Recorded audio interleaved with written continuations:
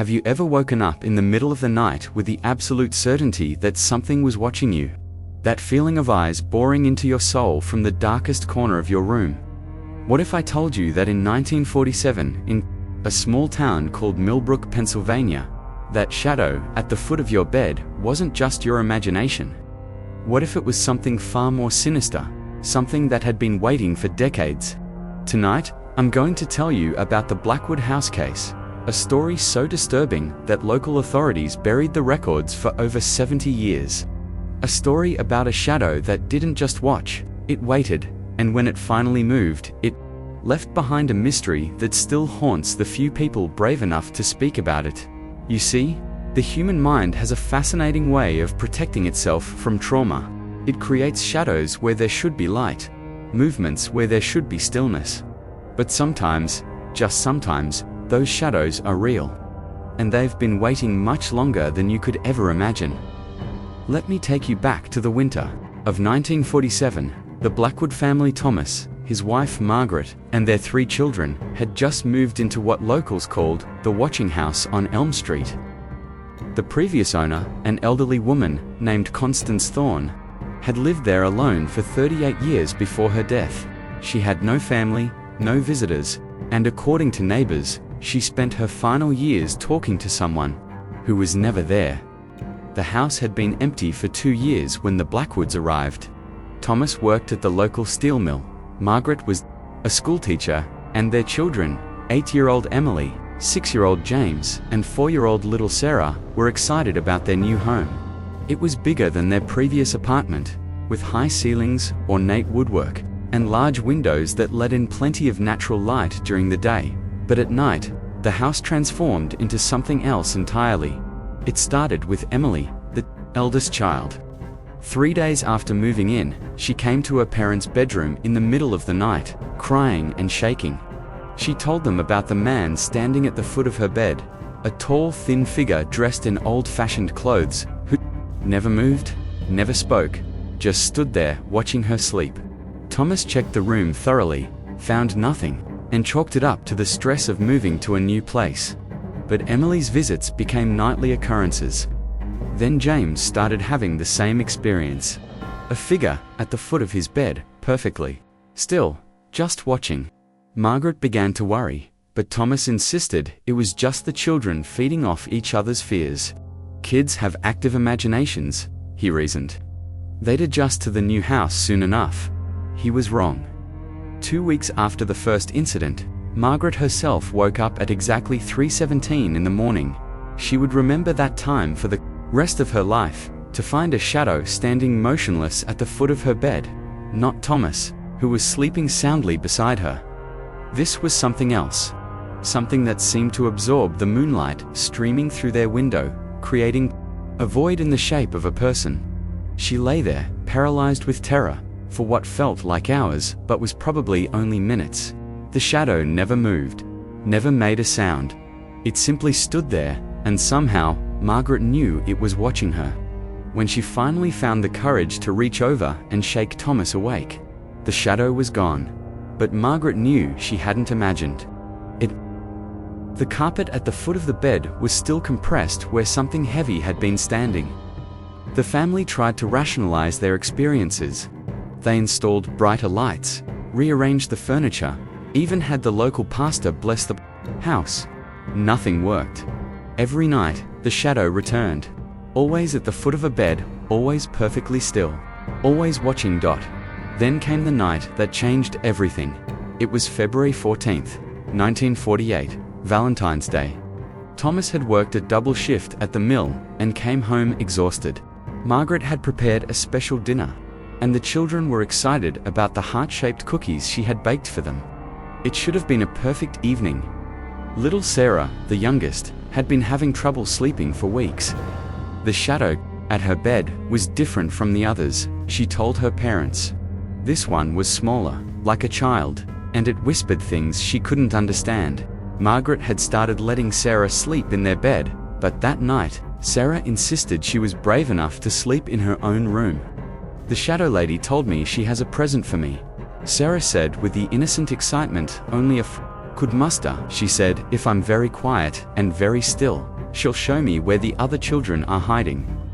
Margaret felt ice form in her stomach.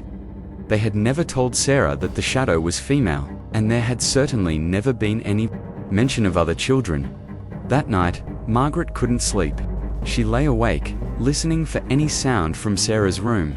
At exactly 3:17, that cursed time again, she heard her daughter's door creak open. Soft footsteps pattered down the hallway, but they were too heavy to be Sarah's tiny feet. Margaret shook Thomas awake, and together they crept to Sarah's room. The bed was empty, but the covers were still warm. Sarah's window was wide open, letting in the bitter February wind. In the fresh snow outside, they could see two sets of footprints leading away from the house, one belonging to a small child, and one belonging to something with feet so large and misshapen that they barely looked human. The police were called immediately. Search parties scoured the town and surrounding woods for 3 days, but no trace of Sarah was ever found. The footprints led to an old well behind the abandoned Thorne property, the same woman who had lived in the Blackwood house for 38 years. When authorities finally had the well excavated, they made a discovery that shocked the entire community. At the bottom, they found the remains of 7 children, all between the ages of 3 and 9. The oldest bones dated back nearly 40 years. Each child was positioned the same way, lying on their back, arms folded across their chest, as if they had simply laid down and gone to sleep forever. But Sarah wasn't among them. The investigation into Constance Thorne's past revealed a woman consumed by grief and madness. She had lost her own daughter, a little girl named Ruth. In 1896, when the child fell down the well while playing, Constance never recovered from the loss. Neighbors reported that she would spend hours each day talking to her deceased daughter, setting out 2 plates for dinner, even buying clothes for a child who would never wear them. As Constance aged and her mind deteriorated further, local children began disappearing, one every few years, always at night, always without a trace. The disappearances were spread out enough that no one connected them to the strange woman who lived alone and talked to shadows. In a time before modern police work and communication between towns, these missing children became just another tragic mystery. The coroner determined that all 7 children found in the WL had died from hypothermia and exposure. They hadn't drowned, they had been kept somewhere else before being placed in the well after death, but where, and by whom? Constance Thorne had been a frail, elderly woman for the last 20 years of her life. She couldn't have physically overpowered and transported these children alone. The answer came from the most unexpected source: Margaret Blackwood. Driven by desperation to find her missing daughter, spent weeks researching the history of their house. In the basement, behind a false wall that Thomas discovered while searching for Sarah, they found Constance's hidden room. It was a shrine to her lost daughter Ruth, filled with children's clothing, toys, and dozens of photographs of local children that Constance had taken without their parents' knowledge. But most disturbing of all were Constance's journals, detailing her conversations with Ruth's spirit. According to these rambling, increasingly incoherent entries, Ruth was lonely in death and wanted playmates. She would appear as a shadow at the foot of children's beds, watching them, learning about them, deciding which ones would make the best companions for eternity. Constance believed she was helping her daughter by providing these companions. She would drug the children with laudanum, a common medicine of the era, and keep them in the basement room until they succumbed to the opiate. In her twisted mind, she was sending them peacefully to play with Ruth in the afterlife. The basement room still contained evidence of its horrific purpose. A child's bed, restraints built into the walls, and most chillingly, children's drawings covering every surface. Stick figures of children holding hands with a shadowy figure, crayon, drawings of a well with children sleeping at the bottom, and one recurring image that made Margaret's blood run cold: a little girl with pigtails standing at the foot of a bed. But here's where the story takes its most disturbing turn. Constance Thorne had died too, years before the Blackwood family moved into the house. The shadow at the foot of their beds couldn't have been her. and Sarah's disappearance happened decades after Constance's death. The police investigation stalled. There was no physical evidence of a living perpetrator, no suspects, no leads. Officially, Sarah Blackwood remained a missing person. Unofficially, the case was closed and the files buried deep in the archives of the Millbrook Police Department. The Blackwood family moved away within a week of Sarah's disappearance, never to return. Thomas transferred to a steel mill in Ohio, and they never spoke publicly about their experience again. Margaret suffered a complete nervous breakdown and spent the next 5 years in and out of psychiatric hospitals. Emily and James were sent to live with relatives and grew up believing their little sister had simply run away from home. But the story doesn't end there. In 1962, 15 years after Sarah's disappearance, a construction crew working on a new housing development 3 miles from the old Blackwood house made a grisly discovery. While digging the foundation for a new home, they uncovered a small underground chamber, barely large enough for a child. Inside was the skeleton of a young girl, approximately 4 years old, dressed in a deteriorating pink nightgown and clutching a stuffed rabbit. The remains were never officially identified, but the rabbit matched the description of Sarah Blackwood's favorite toy. Carbon dating was still primitive in the 1960s, but the bones appeared to be approximately 15 years old. The construction was halted. The remains were quietly buried in an unmarked grave, and the housing development was built elsewhere. Local records show that the land where Sarah was found had once belonged to the Thorne family. It was the site of an old root cellar, long since forgotten and overgrown. Constance's father had built it in the 1880s as a place to store vegetables through the winter. Constance would have known about it, would have had access to it, and it was the perfect place to keep a child hidden while waiting for them to join Ruth in her eternal play. But how did Sarah get there if Constance was already dead? How did she survive for 15 years in an underground chamber? And, most importantly, how did she die just as the construction crew was about to discover her hiding place? The official cause of death was listed as exposure and malnutrition. But the forensic examination revealed something that defied medical explanation. Sarah's body showed no signs of aging beyond that of a 4-year-old child. Her teeth, her bone development, her size, everything indicated that she had died at exactly the same age she was when she disappeared 15 years earlier. It was as if time itself had stopped for Sarah Blackwood. There were other anomalies that never made it into the official report. The stuffed rabbit she was clutching showed no signs of decay despite being buried for over a decade. The pink nightgown, while faded and fragile, was intact and even retained traces of its original color. Most disturbing of all, the soil around Sarah's body was different from the surrounding earth. It was clay-like and slightly warm to the touch, as if it had been recently disturbed. The construction foreman, a man named Robert Hayes, reported that when they first broke through into the chamber, they heard what sounded like a child giggling. He assumed it was the echo of their equipment, but several workers confirmed hearing the same sound. One crew member, a young man named David Chen, claimed he saw a small shadow dart away from the opening just before they discovered the remains. Hayes also reported that their equipment experienced inexplicable malfunctions during the excavation. Generators would shut down without warning, lights would flicker and dim, and compasses spun wildly, as if magnetized. The temperature around the dig site was consistently 10 degrees cooler than the surrounding area, even on warm summer days. These details were dismissed as the imaginings of spooked workers, but Hayes kept detailed logs of everything that happened during those 3 days of excavation. Those logs disappeared from the construction company's files shortly after the project was completed. The new housing development that was eventually built 2 miles away experienced its own share of problems. 3 families reported seeing shadows at the foot of their children's beds.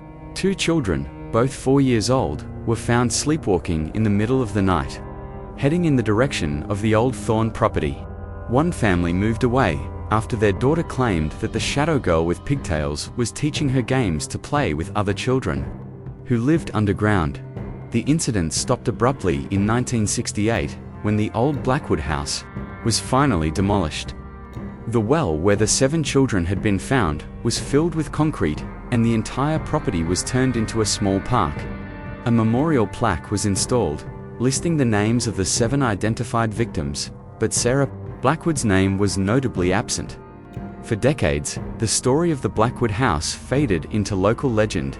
Old-timers would occasionally share tales of the watching shadows with newcomers, but most people dismissed them as small-town folklore designed to scare children into staying in their beds at night. Then, in 1993, something happened that brought the nightmare full circle.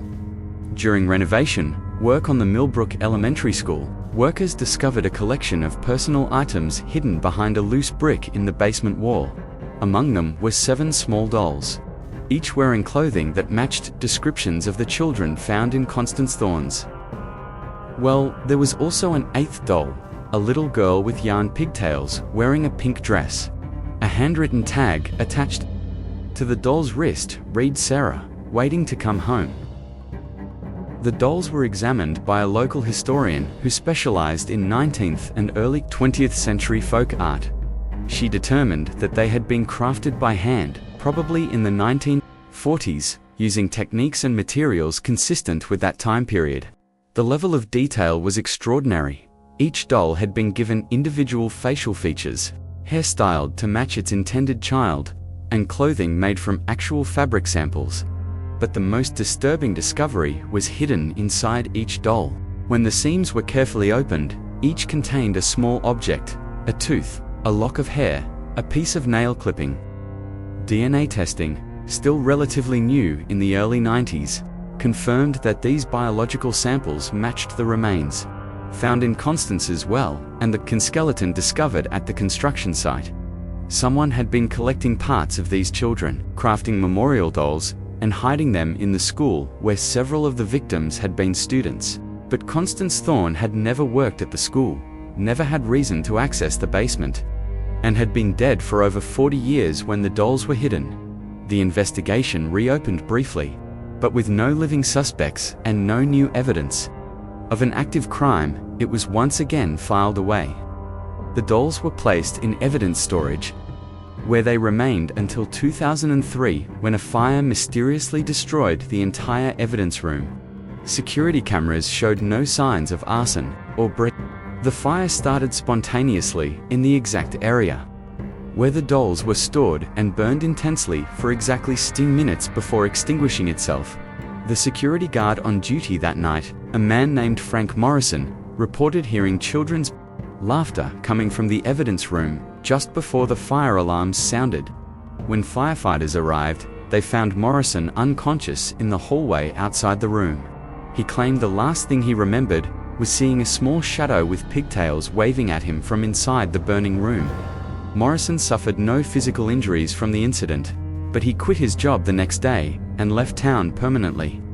He later told investigators that in the months following the fire, he would wake up every night at exactly 3:17 to find a child's shadow standing at the foot of his bed. The shadow never moved, never made a sound, it just watched him, with what he described as the saddest eyes I've ever seen. Today, the town of Millbrook has grown and modernized. The old neighborhoods where these events occurred have been largely redeveloped. New families live in houses built on land that once held terrible secrets. Most residents have never heard of Constance Thorne or the Blackwood family tragedy. But some things never change. Local pediatricians have noticed an unusual pattern over the years.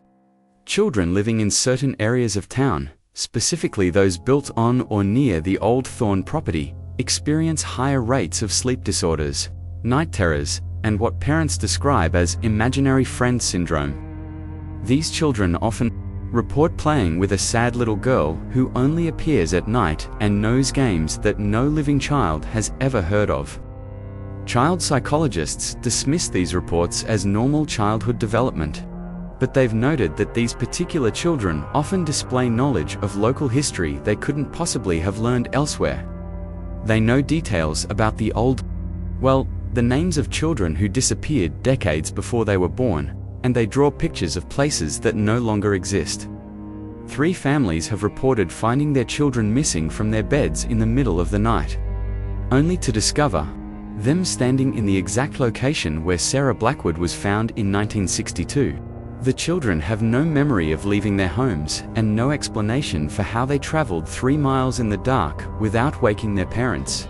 In each case, the children claimed they were playing a game called hide and seek with the underground friends, and that Sarah, with the pigtails, had promised to show them the best hiding place in the whole world. Local authorities now keep detailed records of these incidents, though they're not shared with the general public. The official explanation is sleepwalking, triggered by stress or environmental factors, but the pattern is too consistent to ignore. It always happens to 4-year-old children, always at 3:17 in the morning, and always during the month of February. Most disturbing of all, security cameras in the area consistently malfunction on the nights these incidents occur, creating gaps in surveillance footage that lasts exactly 17 minutes. The last documented case occurred just years ago. In February of 2021, 4-year-old Emma Patterson was found standing in the same location where Sarah's remains had been discovered, wearing only her pajamas despite the freezing temperature. She was completely unharmed, but kept asking her parents when Sarah was coming back from her hiding place. When asked to describe Sarah, Emma provided details that matched the missing child perfectly: pigtails, pink nightgown, and a stuffed rabbit named Mr. Ears. Information that was never included in any public record or news report. Emma also mentioned that Sarah was teaching her and other children a special game. The goal was to be very quiet, very still, and wait patiently in the dark until it was time to go home. Sarah promised that someday soon, all the children would be able to play together forever in a place where no one would ever be sad or scared again. Emma's parents moved away from Millbrook within a month of the incident. Before leaving, Emma's mother reported that her daughter had stopped eating, barely spoke, and spent hours each day sitting perfectly still in dark corners of their house. When asked what she was doing, Emma would simply say she was practicing to be a good hiding friend. The Patterson house has remained empty since they moved away. Real estate agents report that potential buyers often change their minds after viewing the property, claiming they feel watched or unwelcome.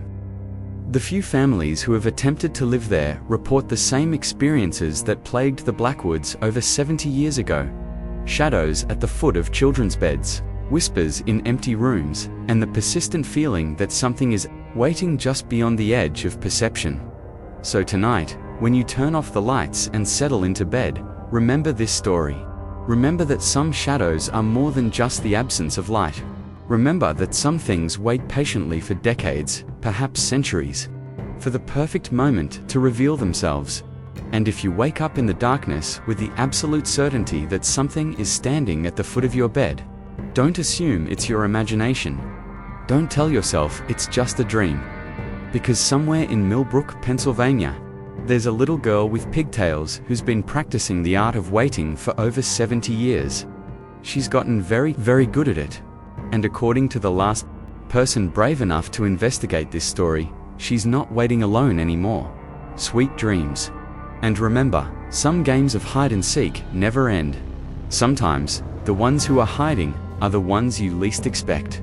And sometimes, the best hiding places are the ones where no one thinks to look, like the space at the foot of your bed, where shadows gather and patient eyes learn to watch without blinking. The shadow that waits at the foot of your bed isn't always your imagination. Sometimes, it's a lonely child who just wants someone to play with forever. Sometimes, it's been waiting much longer than you could ever imagine. And sometimes, just sometimes, it's finally ready to stop waiting and start playing, but you'll only know for sure if you're brave enough to look. Are you?